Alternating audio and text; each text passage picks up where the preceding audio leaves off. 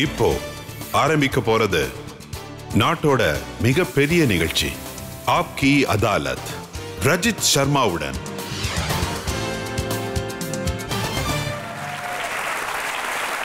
வணக்கம். ஆப்கி அதாலத்துக்கு உங்களை வரவேற்கிறேன். ஆப்கி அதாலத்தில் இன்னைக்கு வந்திருக்கிற நபர் எப்படிப்பட்டவர்னா, கடந்த 40 வருஷங்கள்ல வெள்ளித்திரையில எல்லா விதமான கேரக்டர்ஸும் பண்ணியிருக்காரு. மக்கள் மனசை ஜெயிச்சவர். மக்களுடைய அன்பு இவருக்கு பெரிய அளவுல கிடைச்சிருக்கு. Please welcome one and only நானா பாடேகர்.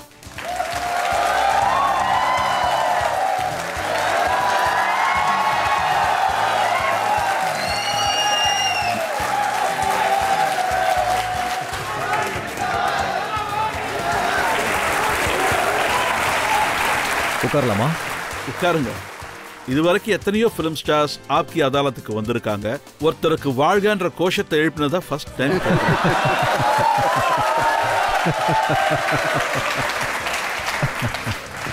Love you all. So Aapki அதாலத்தோட இந்த ஸ்பெஷல் ஷோவுக்கு ஜட்ஜா நாம யாரை அழைச்சிருக்கோம்னா, பிரபலமான பத்திரிகையாளர் அஜய் உபாத்யாய். உங்கள் கரகோஷத்துடன்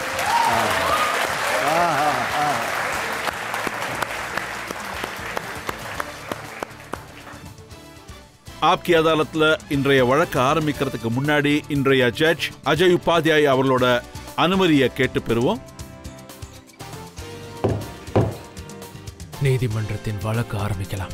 முதல் குற்றச்சாட்டு பிலிம் ஸ்டார் நானா பாடேகர் மீது.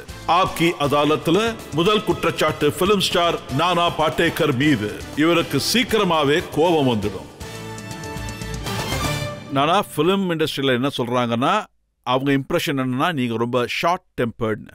அது ஆமா, கண்டிப்பா. கத்த ஆரம்பிச்சிடுவீங்க, கண்டபடி திட்டுவீங்க, சண்டை போட ஆரம்பிப்பீங்க, வாக்குவாதம் பண்ணுவீங்க. ஆமா, அது ஸ்கிரீன்ல கண்டிப்பா பணம் கிடைக்கும் அதுக்கு. இது உண்மைதான்.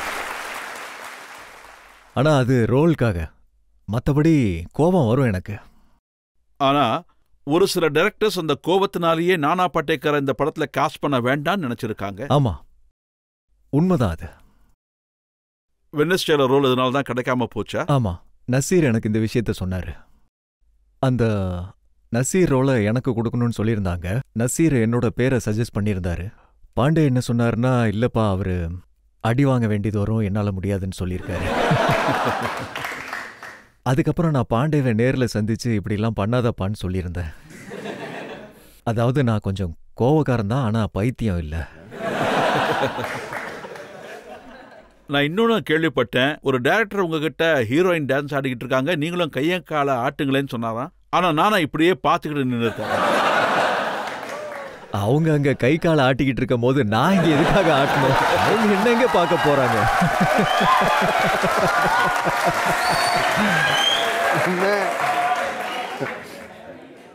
அதனாலதான் ரைட்டர்ஸும் உங்களுக்காகவே இந்த மாதிரி டயலாக் எல்லாம் எழுதுறாங்க. உங்களுக்கு ஞாபகம் இருக்கும்னு நினைக்கிறேன். ஆகையா மௌத் கே தமாஷா தேக்னே கே லியே. ஆமா. ஆனா இந்த பர்டிகுலர் சீன் பண்ணிக்கிட்டு இருக்கும் போது எனக்கு கொஞ்சம் உடம்பு சரியில்லை. நான் ஹாஸ்பிட்டல்ல இருந்தேன். அப்புறம் மெஹன் குமார் கிட்டத்தட்ட ஒரு 3000 ஆடியன்ஸை வர வச்சிருந்தாரு. ஒருவேளை நான் அங்க போலன்னா இவ்வளோ பேமெண்ட் பண்ண வேண்டியது இருந்திருக்கும். ஸோ மெஹல் குமார் ஹாஸ்பிட்டலுக்கு வந்து நானான்னாரு. நான் அவர் கூடவே அப்படியே போயிட்டேன். அப்போ சீன் கூட எழுதல. நான் என்ன சொன்னேன்னா, அப்போ ஒரே நேரத்தில் 5 கேமரா வைங்கன்னு சொன்னேன். அப்புறம் ஒரு கேமரா ஓடிக்கிட்டே இருக்கணும்னு சொன்னேன். மேகசின்ஸ் ரெடியா வச்சுக்கங்க. நான் என்ன பேச போறேன்னு எனக்கு அப்ப தெரியாது. அந்த சீன் அப்படிதான் எடுத்தாங்க. முன்னாடியே அதை எழுதல. இது ரொம்பவே பெரிய டயலாக். ஆமா, முழுசும் आगे मेरी मौत का तमाशा देखनी, अब मुझे लटका दोगे, जुबान ऐसे बाहर आएगी. உங்களுக்கு ஞாபகம் இருக்கா? இல்ல. ஞாபகம் இல்ல. நிஜமா ஞாபகம் இல்லையா? மக்கள் கேட்கறாங்க. இது உண்மையிலேயே எனக்கு ஞாபகமே இல்ல. அவங்க என்ன சொல்றாங்கன்னா, நீங்க பார்த்து இதுல இருந்து 2-3 லைன் சொன்னா அப்படியே பண்ணலாம்.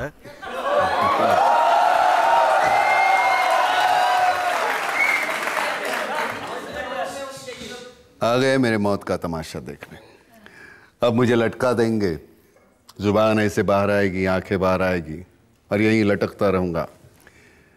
फिर मेरा भाई मुझे नीचे उतारेगा, आप चर्चा करते हुए चले जाओगे, खाना खाओगे और फिर से सो जाओगे। तुम्हारी यही नामर्दान की बुज़दिली एक दिन इसी देश के मौत का तमाशा इसी खामोशी से देखे। कुछ नहीं कहना चाहता तुम्हें। வேறயா உங்கள வஜூத் படம் யாராவது பார்த்திருக்கீங்களா? வஜூத் ஒரு படம். அதுல வந்து பாத்தீங்கன்னா ஒரு அருமையான கவிதை ஒன்று எழுதுனாங்க. அது ஜாவித் அக்தர் சார். அப்புறம் மாதுரிக்காக நான் ஒன் சைடா மாதுரிய லவ் பண்ணுவேன்.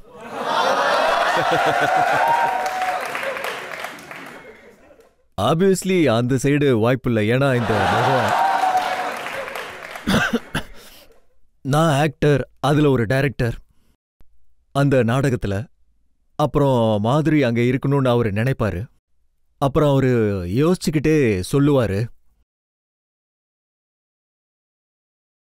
மாதுரிக்காக சொன்னதுனால நான் இதுவரைக்கும் மறக்கவே இல்லை. कैसे बताऊं मैं तुम्हें मेरे लिए तुम कौन हो? कैसे बताऊं मैं तुम्हें? तुम धड़कनों का गीत हो, जीवन का तुम संगीत, तुम जिंदगी, तुम बंदगी, तुम रोशनी, तुम ताजगी, हर खुशी प्यार हो, प्रीत हो, मनमीत हो। आंखों में तुम, यादों में तुम, नींदों में तुम, ख्वाबों में तुम हो मेरी हर बात में, तुम हो मेरे दिन रात में, तुम सुबह में, तुम शाम में, तुम सोच में, तुम काम में। मेरे लिए पाना भी तुम, मेरे लिए खोना भी तुम, मेरे लिए हंसना भी तुम, मेरे लिए रोना भी तुम, और जागना सोना भी तुम। जाऊं कहीं देखूं कहीं, तुम हो वहां, तुम हो वहीं। कैसे बताऊं मैं तुम्हें, तुम बिन तो मैं कुछ भी नहीं।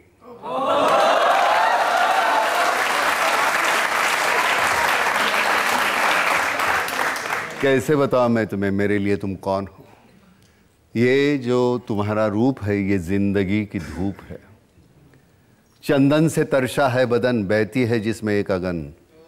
ये शोखियाँ, ये मस्तियाँ तुमको हवाओं से मिली, जुल्फे घटाओं से मिली। होठों में कलियाँ खिल गई, आंखों को झीलें मिल गई।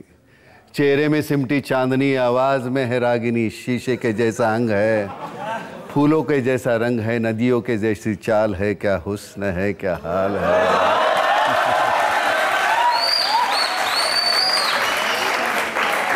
ये जिस्म की रंगीनियां जैसे हजारों तितलियां, बाहों की ये गोलाइयां, आंचल में ये परछाइयां, ये नगरियां हैं ख्वाब की। कैसे बताऊं मैं तुम्हें हालत दिले बेताब की। कैसे बताऊं मैं तुम्हें मेरे लिए तुम कौन हो? कैसे बताओ मेरे लिए तुम धर्म हो, ईमान हो, तुम ही इबादत हो मेरी, तुम ही तो चाहत हो मेरी, तुम ही मेरा अरमान हो। तकता हूं मैं हर पल जिसे, तुम ही तो वो तस्वीर हो, तुम ही मेरी तकदीर हो, तुम ही सितारा हो मेरा, तुम ही नजारा हो मेरा। यूं ध्यान में मेरे हो तुम, जैसे मुझे घेरे हो तुम। पूरब में तुम, पश्चिम में तुम, उत्तर में तुम, दक्षिण में तुम, सारे मेरे जीवन में तुम। हर पल में तुम, हर छिन में तुम। मेरे लिए रास्ता भी तुम, मेरे लिए मंजिल भी तुम, मेरे लिए सागर भी तुम, मेरे लिए साहिल भी तुम। मैं देखता बस तुमको हूं, मैं सोचता बस तुमको हूं, मैं जानता बस तुमको हूं, मैं मानता बस तुमको हूं। तुम ही मेरी पहचान हो। कैसे बताऊं मैं तुम्हें? देवी हो तुम मेरे लिए भगवान हो।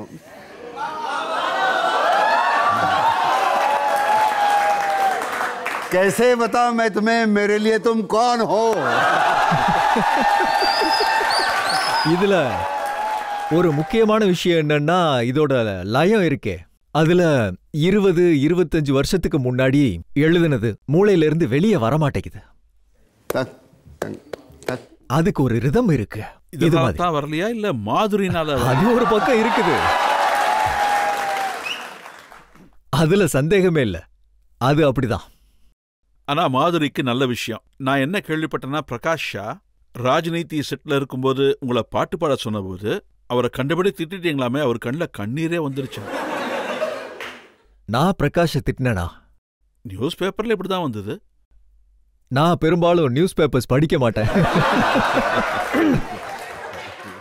அப்புறம் இன்னொன்னு வந்தது, அனுராக் கஷ்யப்ப ஒரு சீன்ல ஆக்ட் பண்ணும்போது பாலமா ஒரு அறை விட்டீங்களாமே.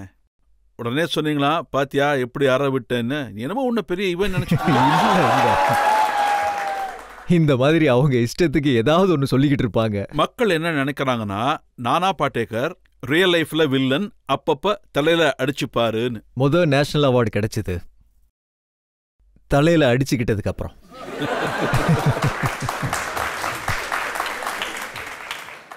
ஆனா உண்மையாவே வாழ்க்கையில அடிச்சுப்பீங்களா, இல்ல வெறும் படத்துக்காகத்தான்? அந்த மற்றவங்களோடது.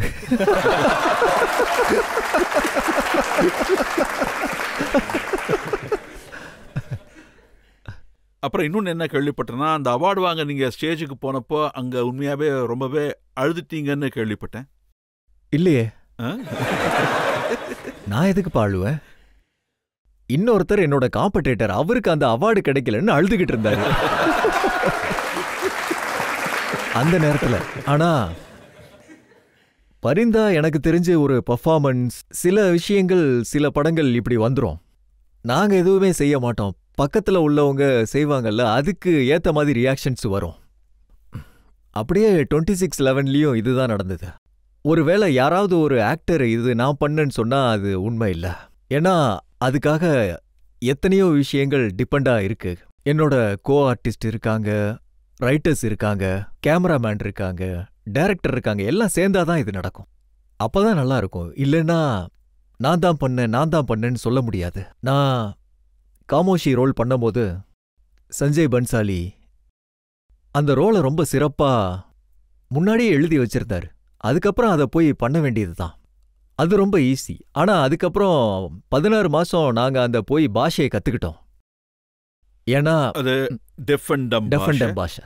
அதுல என் கூட சேர்ந்து வேலை பார்த்த பையன், அப்பா அம்மா 2 பேருமே டெஃப் அண்ட் டம். நிஜமாவே அவங்க அப்படிதான். அவங்க அம்மா தான் எனக்கு கத்துக் கொடுத்தாங்க. இந்த பையன் அவங்க அப்பா அம்மாவுக்கு என்ன தோணுமோ அதை எனக்கு புரிய வைப்பான். அவங்க இப்படி சொன்னாங்க அப்படி சொன்னாங்கன்னு நடுவுல எனக்கு. அப்புறம் அங்க அவங்க இத பார்த்ததுக்கு அப்புறம் எவ்வளோ கஷ்டமா இருந்ததுன்னா, அப்பா அம்மா 2 பேருமே ஊமை.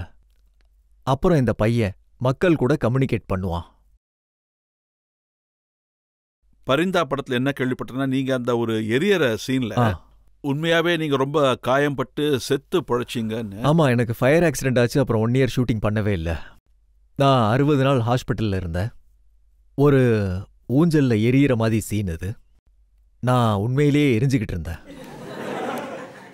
அப்புறம் மக்கள் நீங்க ஆக்டிங் தான் பண்றீங்கன்னு நினைச்சாங்க.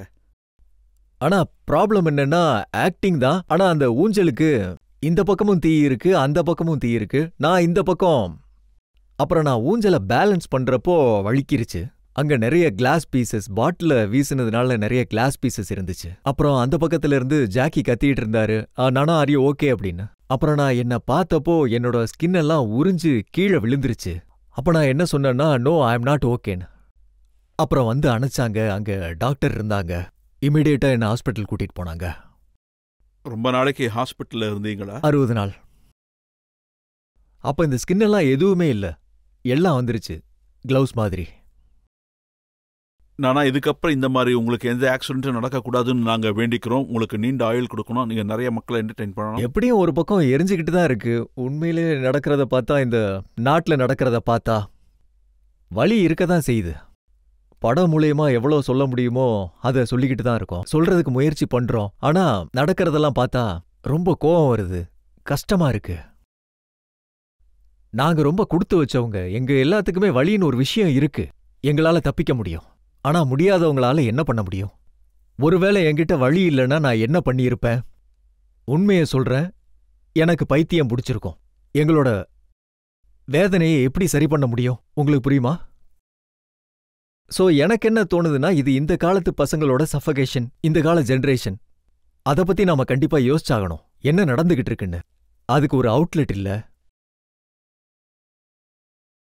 அந்த அவுட்லெட் நமக்கு வேணும். நீங்க ஸ்கிரிப்ட் செலக்ட் பண்ணும்போது, ரோல்ஸ் செலக்ட் பண்ணும்போது இந்த மாதிரி ஃபீலிங்ஸ் அதுக்குள்ள இருக்கணும், மக்களுக்கு நாம காட்ட வாய்ப்பு கிடைக்கணும்னு நினைப்பீங்களா? நான் ரொம்ப சேஞ்ச் பண்ணுவேன், நிறைய இன்டர்ஃபியர் பண்ணுவேன்.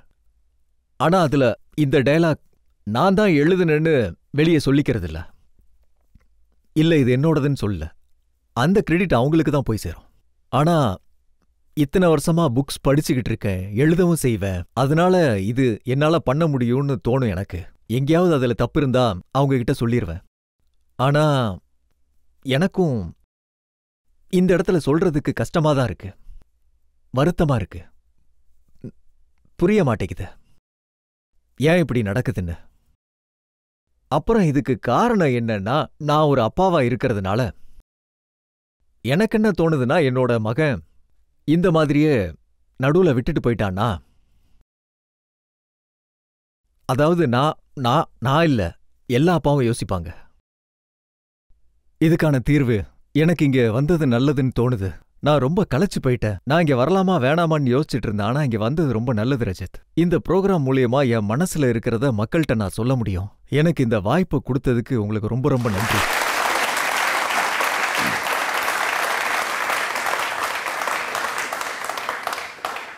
ஆனா அதுக்காக தோத்துட்டேன்னு சொல்ல மாட்டேன். எனக்கு தெரிஞ்சு இதுல இருந்தே பசங்கள்லாம் வரலாம். இந்த கூட்டத்திலிருந்து யாராவது இங்க வந்து உட்காரலாம், அப்புறம் இதே விஷயத்தை எடுத்துட்டு ஓடுவாங்க. இது ஒரு ரிலே மாதிரி, அவ்வளவுதான். நாட்டில் உள்ள இளைஞர்கள் வெளியே வந்துட்டாங்க. ஒன்னு லீடர்ஷிப் கூட இல்ல, லீடர்ஷிப் இல்லாமலே கூட அவங்க எல்லாருமா சேர்ந்து வந்தே மாதரம் கோஷம் எழுப்பினாங்க, பாரத் மாதா கி ஜெய்னு சொன்னாங்க, கவர்மெண்ட்டை தலகுனிய வச்சாங்க. கண்டிப்பா பண்ணுவாங்க. எப்படி பார்த்தாலும் இதுதானே நம்மளோட பலம். நாம கொஞ்ச நாள் கழிச்சு ஆசீர்வாதம் கொடுக்க மட்டும்தானே இருப்போம். வேற என்ன? அதாவது நான் இவங்க கூட கொஞ்ச நாள்ல போயிருவேன்.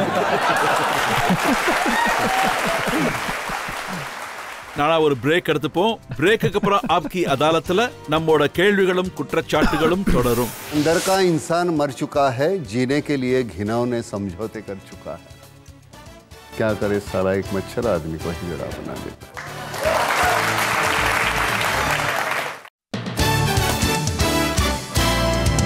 Welcome back.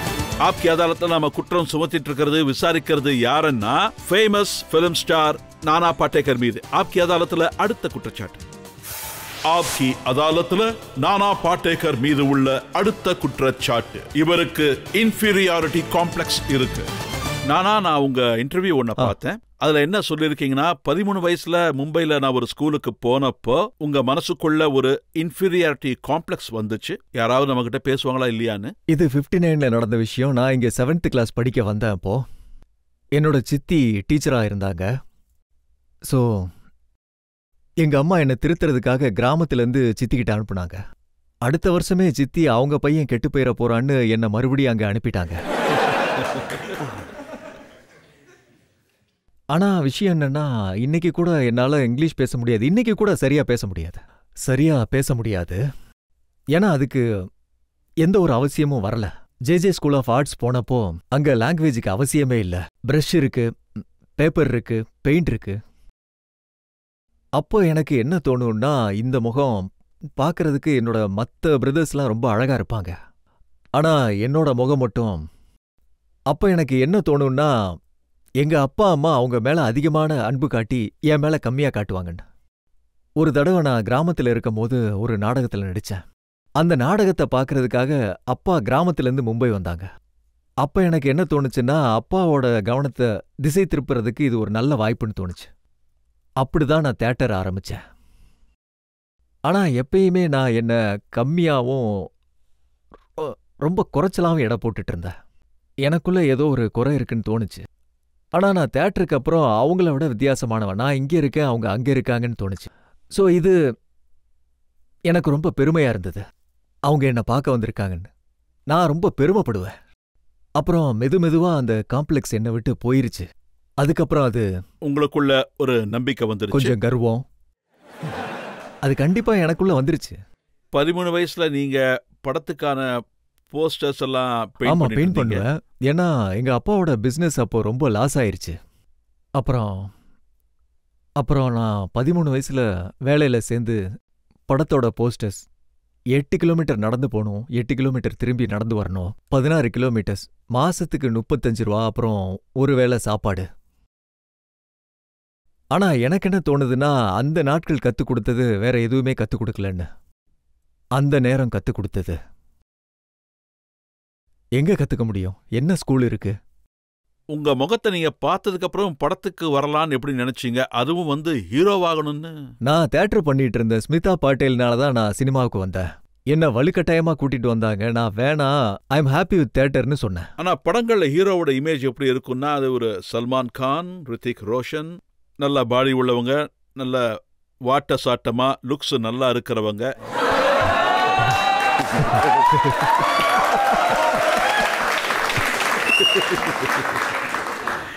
நீங்க எப்படி இருக்கீங்கன்றது 1-2 நிமிஷம்தான். அதுக்கப்புறம் நீங்க என்ன பண்றீங்கன்ற விஷயம்தான்.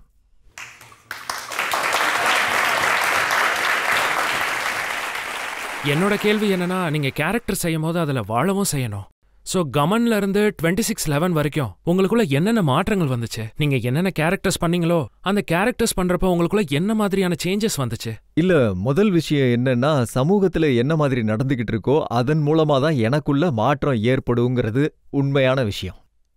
ஏன்னா எனக்குள்ள வர மாற்றம் என்னோட சிந்தனையில வர மாற்றம். இப்போ காலையில பத்திரிக்கையில அந்த நியூஸ் பேப்பர்ல படிக்கிறதுனால ஏற்படுற வேதனை, அதோட சஃபகேஷன், கோபம் வரும், எல்லாமே வரும். அதனால தான் நான் சொல்றேன், இது இந்த வழியா அப்படியே போயிரும்னு சொன்னேன். ஆனா ஒரு கேரக்டர் பண்ணும்போது எனக்குள்ள வர மாற்றம், பரிந்தா பண்ணும்போது எனக்குள்ள ஏதாவது மாற்றம் வந்ததுன்னு கேட்டா வரல. ஆனா கண்டிப்பா எனக்கு ரொம்ப கஷ்டமா இருந்தது. கிராந்திவேர் பண்ணும்போது எனக்கு ரொம்பவே கஷ்டமா இருந்தது. 93யோட கம்யூனல் வேவ்ஸ் அதை பேஸ் பண்ணி இருந்தது. ஸோ அதை பாஸ் பண்ணும்போது மனதளவுல ரொம்ப கஷ்டமா இருக்கும்.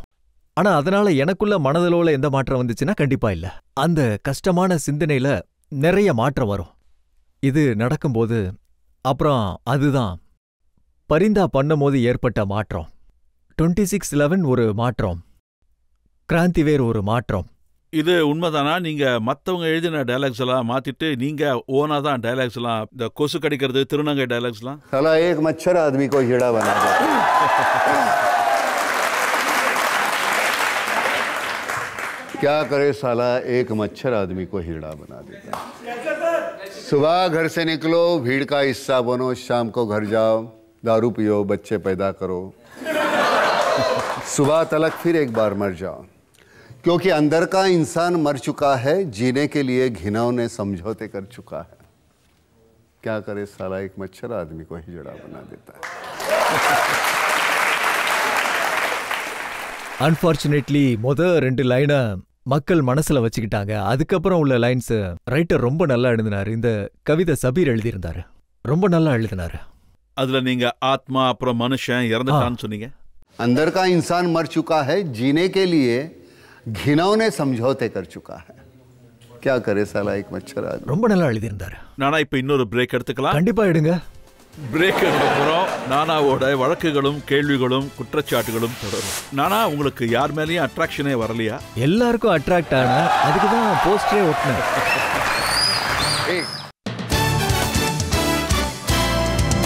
Welcome back.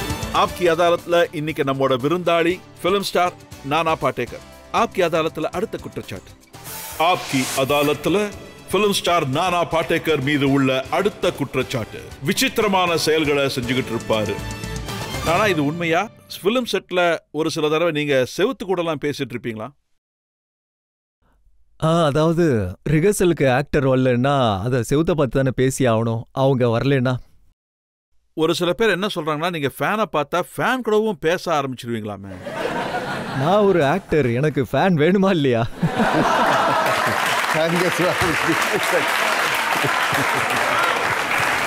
நான் இன்னொன்னு கேள்விப்பட்டேன், திரங்கால உங்களையும் ராஜ்குமார் சாரையும் ஒன்னாவே காஸ்ட் பண்ணிருந்தாங்களா? அது உண்மைதானா? அப்ப மக்கள் மெஹுல்குமார் கிட்ட கேட்டாங்களா, உங்களுக்கு என்ன பைத்தியம் முடிச்சிருக்கா, 2 பைத்தியக்காரங்கள ஒன்னா போட்டிருக்கீங்க? அதாவது படத்தை முடிக்க முடியாதுன்னு சொல்லியிருந்தாங்க. ஆனா நான் உங்களுக்கு சொல்றேன் ராஜ் சார் எவ்வளவு நல்ல மனுஷன்னா, அதாவது அவரை பத்தி மக்கள் வேற விதமா சொல்லுவாங்க. ஆனா அவர் எவ்வளவு நல்ல மனுஷன்னா, பிரமாதமான மனுஷன். அதாவது இத கேட்டா நீங்க ரொம்ப ஆச்சரியப்படுவீங்க. வீட்ல இருந்து ஒரு ஸ்வீட் பாக்ஸ் எடுத்துட்டு வருவார் அவரு. நானா, இங்க வா. அங்க உட்காந்து சின்ன பசங்களுக்கு எப்படி கொடுக்கணுமோ அப்படி கொடுப்பாரு. அவர் ஒரு வித்தியாசமான ஆளு. அவரோட வெளி ரூபம் வேற, அப்புறம் உள்ளுக்குள்ள ரொம்ப வித்தியாசமானவர். Very nice human being. அப்புறம் ஒரு காலத்துல நீங்க டான்ஸும் பண்ணீங்க, ரொம்ப விசித்திரமான ஒரு டான்ஸ். அதாவது எங்களுக்கு ஒரு டான்ஸ் டைரக்டர் இருப்பாரு. அவர் என்ன சொல்லுவார்னா, நானாஜி நீங்க இந்த ஸ்டெப் பண்ணணும், இப்படி பண்ணணும். நான் என்ன சொல்லுவேன்னா, பாருப்பா, பாட்டு போடு, நான் ஆட ஆரம்பிக்கிறேன். ஒரு டேக்ல எவ்வளோ எடுக்க முடியுமோ எடுத்துக்கோ, ஏன்னா மறுபடியும் என்னால அதே மாதிரி ஆட முடியாது. நான் என்ன பண்றேன்னு எனக்கே தெரியாது. ஆனா நான் என்ன கேள்விப்பட்டேன்னா, உங்க மகன் ரொம்ப நல்ல டான்ஸர். ரொம்ப நல்லா ஆடுவான். மல்ஹார் ரொம்ப நல்லா டான்ஸ் ஆடுவான். ரொம்ப நல்லா ஆடுவான். என்னைக்காவது அவர்கிட்ட நீங்க ஸ்டெப்ஸ் ஏதாவது கத்துக்கிட்டீங்களா? அவன் ரொம்ப வெயிட்டான பையன். அவன் என் கால் மேல விழுந்தான்னா என் கால் என்ன ஆகும் சொல்லுங்க? அவன் இப்போ ரொம்பவே வெயிட் ஆயிட்டான். அவன் ரொம்ப நல்ல பையன். ஃபியூச்சர்ல நல்ல ஃபிலிம்ஸ் பண்ணுவான்னு நான் நினைக்கிறேன். பார்க்கலாம். சந்தோஷமா இருக்கான். நீங்க அவர்கிட்ட ஃபிலிம்ஸை பத்தி டிஸ்கஸ் பண்ணுவீங்க? நிறைய. அவன் ஃபிலிம்ஸ்ல என்சைக்ளோபீடியா. அவன் யாரு யார் கூட என்ன பண்ணாங்கன்னு அவனுக்கு எல்லாமே தெரியும். ரொம்ப நல்லா தெரியும். ஆனா நான் அவன்கிட்ட என்ன சொன்னேன்னா, கருத்து சொல்றதுக்கு பதிலா நீ சுயமா பண்ணுன்னு வேலைய பண்ண ஆரம்பி. மக்களை உன்னோட வேலைக்கு கருத்து சொல்ல வையே. அதாவது நம்ம இங்க உக்காந்துகிட்டு இது கரெக்டு இது தப்புன்னு சொல்றது ரொம்பவே ஈஸியான வேலை. நம்மளே பண்ணாதான் எது தப்பு எது சரின்னு நமக்கு தெரிய வரும்.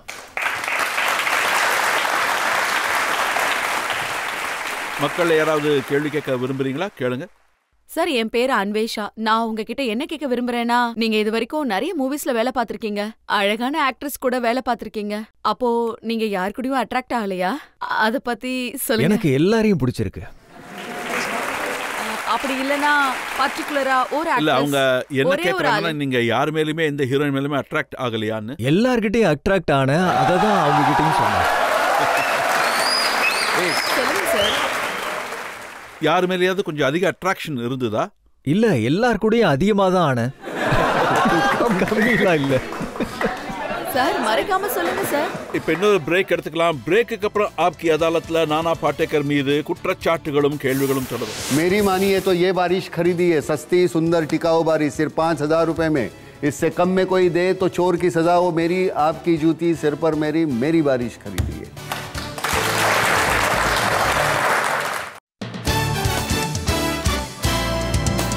Welcome back. ஆப்கி அதாலத்ல இன்னைக்கு நாம வழக்க தொடர்ந்து நடத்திட்டு இருக்கிறது நானா பாட்டேக்கர் மீது. ஆப்கி அதாலத்ல அடுத்த குற்றச்சாட்டு. ஆப்கி அதாலத்ல பிலிம் ஸ்டார் நானா பாட்டேக்கர் மீது அடுத்த குற்றச்சாட்டு. இவர் பாலிடிக்ஸ்ல தலையிடுவாரு. நான் என்ன கேள்விப்பட்டேன்னா, பாலாசாஹிப் தாக்கரே கூட உங்களுக்கு ரொம்ப நல்ல நட்பு இருந்ததுன்னு. சிவசேனா உங்களுக்கு டிக்கெட் கூட ஆஃபர் பண்ணாங்க. நட்புன்னா அதாவது அவரு அப்பாவுக்கு சமமானவர். ஆனா பாலிடிக்ஸ்க்கும் எனக்கும் எந்த சம்பந்தமும் இல்ல. டிக்கெட் கொடுக்கல. இல்ல, அவர் ஆஃபர் பண்ணாரா? இல்ல நீங்க ஏத்துக்கலையா? இல்ல இல்ல. அப்புறம் நியூஸ் பேப்பர்ல வந்த இன்னொரு இன்ஃபர்மேஷன் என்ன, நீங்க ராஜ் தாக்கரேவையும் உத்தவ் தாக்கரேயும் ஒன்னா இருந்து வேலை செய்யுங்கன்னு சொன்னதா? ஆமா, நான் சொன்னேன் தனித்தனியா இருக்காதீங்க, ஒன்னா சேர்ந்து பண்ணா எங்களுக்கு ரொம்ப நல்லது அப்படின்னு நான் சொன்னேன். இப்படி ஏதாவது சொன்னீங்களா? போய் உங்க அண்ணனை சமாதானப்படுத்தி கூட இருந்து வேலை செய்ய, அது நடக்கலாம். இந்த மாதிரிலாம் இல்ல. இல்ல இல்ல, அப்படி இல்ல. அது படத்துக்கு. அப்புறம் அண்ணா ஹசாரேவை அவர் திஹார் ஜெயில இருக்கும்போது நீங்க சந்திக்க போனீங்க. ஆமா ஆமா, நான் கண்டிப்பா போனேன். அண்ணா ஹசாரே போராட்டம் பண்ணாரு, அதுல கலந்துக்கிட்டீங்களா? கண்டிப்பா இல்ல. அப்புறம் எதுக்கு சந்திக்க போனீங்க? சும்மா தான் சந்திக்க போனேன். அவர்கிட்ட டென்ஷன் ஆக வேண்டான்னு சொன்னேன். உங்களுக்கு உடம்பு சரியில்லைன்னு சொன்னேன். ஆமா, அந்த நேரத்துல அவருக்கு உடம்பு சரியில்லாம தான் இருந்தது. அப்ப டென்ஷன் ஆகாம இருந்தா நல்லா இருக்கும்னு தான் சொன்னேன். அவங்கள மாதிரி ஆளுங்க கண்டிப்பா வேணும். கேள்விகள் எழுப்புவாங்க. இந்த சமுதாயத்துக்கு அவங்க கண்டிப்பா நமக்கு தேவை. ஒருவேளை அந்த மாதிரி ஆளுங்களுக்கு ஏதாவது ஆனா நமக்கு நல்லதில்ல. அதனாலதான் அப்படி சொன்னேன். அதனாலதான் மக்கள் இப்படி நினைக்கிறாங்களோ, நானா பாட்டேக்கர் கண்டிப்பா அரசியலுக்கு வருவாருன்னு. சரத் பவார் அவர்களுக்கு என்ன ரொம்ப நல்லா தெரியும். சோனியா அவங்கள்ட்ட கூட எனக்கு நல்ல ஒரு நட்பு இருக்கு. நீங்க யார் பேரை சொன்னாலும் சரி, அவங்க எல்லார் கூடயும் எனக்கு நல்ல நட்பு இருக்கு. காரணம் என்னன்னா, இதுவரைக்கும் நான் அவங்க யார்கிட்டையும் எந்த உதவியும் கேட்டதில்ல. என்னைக்கு நம்ம ஏதாவது கேட்கிறோமோ அன்னைக்கு நம்ம நட்பு முடிஞ்சு போயிடும். நீங்க இந்து முஸ்லிம் கிட்ட பாகுபாடு இருக்கக்கூடாதுன்னு சொன்னீங்க. ஆனா நார்த் இந்தியன்ஸ மகாராஷ்டிராவுல அடிச்சு துன்புறுத்துறாங்க. நீங்க ஏன் அதுக்காக குரல் கொடுக்க மாட்டேங்கிறீங்க? நீங்க எப்பவுமே அவங்களுக்கு ஆதரவா தான் இருக்கீங்க. நான் எப்பயுமே குரல் கொடுத்திருக்கேன். இன்னும் சொல்ல போனா எனக்கு எந்த விதமான ஒருமையும் கிடையாது. நான் மகாராஷ்டிரியன், பிகாரி இல்ல தில்லிக்காரன்.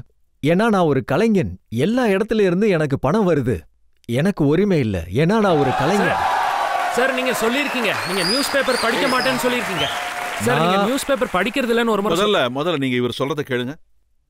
நான் இத ஒருபோதும் ஒத்துக்கவே மாட்டேன். எனக்கு எப்படி எங்க போய் சாப்பாட்டுக்கு சம்பாதிக்கிற உரிமை இருக்கோ அதே மாதிரி எல்லாருக்கும் இருக்கு. எனக்கு பிகார்ல இருந்தும் வருதில்ல பணம். ஒரே விஷயம் என்னன்னா, நான் எங்க போனாலும் அங்க இருக்கிற ரூல்ஸ் அண்ட் ரெகுலேஷனை நான் ஃபாலோ பண்ணணும். நான் பிகாருக்கு போனாலும் சரி இல்ல கர்நாடகாவுக்கு போனாலும் சரி, நின்ன எசரேனு அவங்க பாஷையில பேசுவேன். அங்க உள்ள பாஷை கத்துக்க முயற்சி பண்ணுவேன். நான் பஞ்சாபுக்கு போனா நான் பஞ்சாபில தான் பேசுவேங்க. எனக்கு என்ன தோணுதுன்னா, நாம எங்க போனாலும் இது ஒன்னும் நமக்குள்ள கட்டாயம் கிடையாது. ஆனா அங்க உள்ள பாஷை கத்துக்கிட்டா நமக்கு கம்யூனிகேட் பண்ண ஈஸியா இருக்கும். எனக்கு தெரியும் நம்ம ரஜத் சார் மராட்டி கிடையாதுன்னு. கொஞ்சம் கொஞ்சமாவது மராட்டியில நானா உங்களோட உடல் நலம் நல்லா இருக்கான்னு இந்த மாதிரி ஏதாவது கேட்டாலும் எனக்கு ஓகே தான். இவரு என் பாஷையில என் கூட கம்யூனிகேட் பண்ண முயற்சி பண்ணியிருக்காரு. சோனியா ஜி ஹிந்தி பேசுவாங்க. நீங்க என்ன நினைக்கிறீங்க? சோனியா காந்தி ஹிந்தி நல்லா பேசுவாங்கன்னு நினைக்கிறீங்களா? ஆனா எப்ப அவங்க ஹிந்தில பேசுறாங்களோ அப்ப எனக்கு நல்லா இருக்கும். அவங்க நம்ம ஒரு பாஷைய நம்ம கிட்ட கம்யூனிகேட் பண்ணும் போது எனக்கு நல்லா இருக்கும். இதுல உங்களுக்கு ஏதாவது பிரச்சனையா? இல்ல சார், நான் பீகாரிஸ் கிட்ட இருந்து இந்த விஷயத்தை கேள்விப்பட்டேன். நானா பட்டேகர் பீகாரிஸ்க்கு எதிரா அறிக்கை கொடுத்திருக்காரு. இல்ல நான் எப்பவுமே முதல் விஷயம் பீகார் உன்னோடது மட்டும் இல்ல என்னோடதும் சேர்த்து தான் பீகார். சோ பீகார் உனக்கு ஒருத்தனுக்கு மட்டும் சொந்த கிடையாது. வாயால நான் கேட்க விரும்புறேன். Thank you. சோஷியல் இஷ்யூஸ்ல என்னென்னலாம் மூவி வருதோ அந்த படத்தோட ஓபனிங் அப்போ நல்லா இருக்காது. அது எப்படின்னா ரொமான்டிக் மூவிஸ் குடுக்கற ரெஸ்பான்ஸ் அதுக்கு கொடுக்க மாட்டாங்க. இதுக்கு என்ன ரீசன் தெரிஞ்சுக்கலாமா? சொல்ல போனா அந்த விஷயத்துக்கு நம்ம தான பொறுப்பாளர்கள். நம்ம தான் பொறுப்பாளர்கள். சொல்ல போனா சோசியல் பிலிம் இங்க ஓடவே ஓடாது. அப்புறம் கமர்ஷியல் பிலிம்ஸ் இங்க ரொம்ப நல்லாவே ஓடும். ஆட்டம் பாட்டம் இருக்கும். அப்புறம் அதுக்கு யார் பொறுப்பாளி? ஆமா சார், நாம தானே. சோ இந்த கேள்வி நான் உங்ககிட்ட கேக்குறேன். நீங்க என்கிட்ட கேட்க முடியாது. ஒரு சில தடவை நீங்க உங்க படங்கள் மூலமா உங்க கவிதைகள் மூலமா பொலிட்டிக்கல் மெசேஜ் கொடுக்க ட்ரை பண்ணுவீங்க. அதாவது ஒரு படத்துல நீங்க சொல்லியிருக்கீங்க, அரசாங்கத்துல ஃபைல்ஸ் எல்லாம் குப்பமா இருக்கும், அப்படியே தண்ணி வந்து அதெல்லாம் அடிச்சுட்டு போயிடும். அமோல் பாலேக்கர் ஒரு படம் எடுத்தாரு, அது தோடாசா ரொமாலிக் ஹோஜாய். சோ அதுல தண்ணி, ஒரு ஆள் சொல்லுவாரு பஞ்சம் ஏற்பட்டு இருக்கு. அவர் சொல்லுவாரு 5000 ரூபா கொடுங்க நான் மழையை கொண்டு வரேன்னு. சிம்பாலிக். அப்போ ஒரு பையன் கேட்பான் உண்மையான மழையான்னு. ஆமா நண்பா உண்மையான மழை தான் அப்படின்னு சொல்லுவாங்க. वही बारिश जो आसमान से आती है, बूंदों में गाती है, पहाड़ों से फिसलती है, नदियों में चलती है, नहरों में मचलती है, कुएं पोखर से मिलती है, खपरेलों पर गिरती है, गलियों में फिरती है, मोड़ पर संभलती है, फिर आगे निकलती है, वही बारिश। ये बारिश अक्सर गीली होती है, इसे पानी भी कहते हैं। उर्दू में आप, मराठी में पानी, तमिल में तन्नी, कन्नड़ में नीर और बांग्ला में इसे जौल कहते हैं। संस्कृत में जिसे वारी, नीर, जीवन, पय, अमृत, उद, अम्बू भी कहते हैं। ग्रीक में इसे एक्वाप्यूरा, अंग्रेजी में वाटर, फ्रेंच में और केमिस्ट्री में H2O कहते हैं। ये पानी जब आंख से ढलता है तो आंसू कहलाता है, लेकिन चेहरे पे चढ़ जाए तो रुबाब बन जाता है। कोई शर्म से पानी पानी हो जाता है और कभी कभी ये पानी सरकारी फाइलों में अपने कुएं समेत चोरी हो जाता है। पानी तो पानी है, पानी जिंदगानी है, इसलिए जब रूह की नदी सूखी हो, मन का हिरन प्यासा हो, दिमाग में लगी हो आग और प्यार की गागर खाली हो, तब मैं हमेशा ये बारिश नाम का गीला पानी लेने की राय देता हूँ। मेरी मानिए तो ये बारिश खरीदी है, सस्ती सुंदर टिकाऊ बारिश, सिर्फ 5000 रुपए में। इससे कम में कोई दे तो चोर की सजा हो मेरी, आपकी जूती सिर पर मेरी बारिश खरीदी है। நானா உங்ககிட்ட நாங்க பலவிதமான கேள்விகளை கேட்டோம். உங்க ஆக்டிங் கரியரை பத்தி, உங்க பாலிடிக்ஸை பத்தி, உங்களுடைய ஆக்டிவிசம் பத்தி. இப்போ ஒரு பிரேக் எடுத்துக்கலாம். பிரேக்குக்கு அப்புறம் ஆப்கி அதாலத்ல இன்றைய ஜட்ஜ் அஜய் உபாத்யாயோட தீர்ப்பு என்னன்னு கேட்போம்.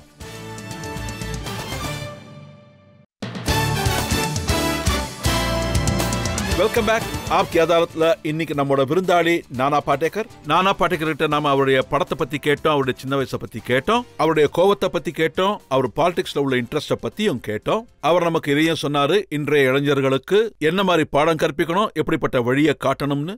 இப்ப ஆப்கி அதாலத்ல இன்றைய ஜட்ஜ் அஜய் உபாத்யாயோட தீர்ப்பு என்னன்னு கேட்போம். நானா பாடேகர் இந்தியன் பிலிம் இண்டஸ்ட்ரியோட ஒரு ஸ்ட்ராங் நபர், ஸ்ட்ராங்கான ஹீரோ. அப்புறம் எனக்கு என்ன தோணுதுன்னா, ஆக்டர்ஸ் கேரக்டர்ஸா வாழ முயற்சி பண்ணுவாங்க. ஆனா நானா பாடேகர் அவர்கள் கேரக்டர்களுக்கு இன்னும் கூட உயிர் ஊட்டுவாரு. ஸ்கிரீன் பூரா நிறைஞ்சிருப்பாரு. ரியல் லைஃப்ல எப்படி மக்கள் மனசு பூரா இவர் நிறைஞ்சிருப்பாரோ அதே மாதிரி அப்படியே நிறைஞ்சிருவாரு. அவர் எப்பவுமே ஸ்கிரீன்ல எந்த படத்துலயா இருந்தாலும் சும்மாவே இருக்க மாட்டாரு. அங்கங்க நடந்துகிட்டு ஏதாவது பண்ணிக்கிட்டு இருப்பாரு. அப்புறம் அது எந்த கேரக்டரா இருந்தாலும் சரி நல்லா இன்வால்வ் ஆயிருவாரு. ஒரு கிரிமினலா நடிச்சாலும் சரி, போலீஸ் ஆபீசரா நடிச்சாலும் சரி, இந்த எல்லா கேரக்டர்ஸும் எமோஷன், லவ், ஆங்கர், மனித வாழ்க்கையில இந்த 3 முக்கியமான விஷயங்களையும் இவரு நடிப்பால அருமையா ஹேண்டில் பண்ணுவாரு. அதனால எல்லாரும் இவருக்கு ஃபேன் ஆயிடுவாங்க. அதனால இவரை எல்லா குற்றச்சாட்டுகள்ல இருந்தும் கௌரவமா விடுவிக்கணும்னு தீர்ப்பு வழங்குறேன்.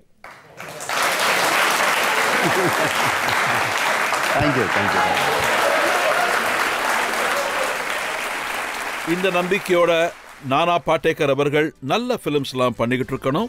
மக்களின் மனசுல இதே மாதிரி நல்ல இடம் பிடிச்சி இருக்கணும். இந்த வழக்கை நாம இப்ப முடிச்சுப்போம். அடுத்த மாதிரி ஒரு புது கெஸ்டோட நான் உங்களை சந்திக்கிறேன். அதுவரை என்னுடைய அன்பான வணக்கம்.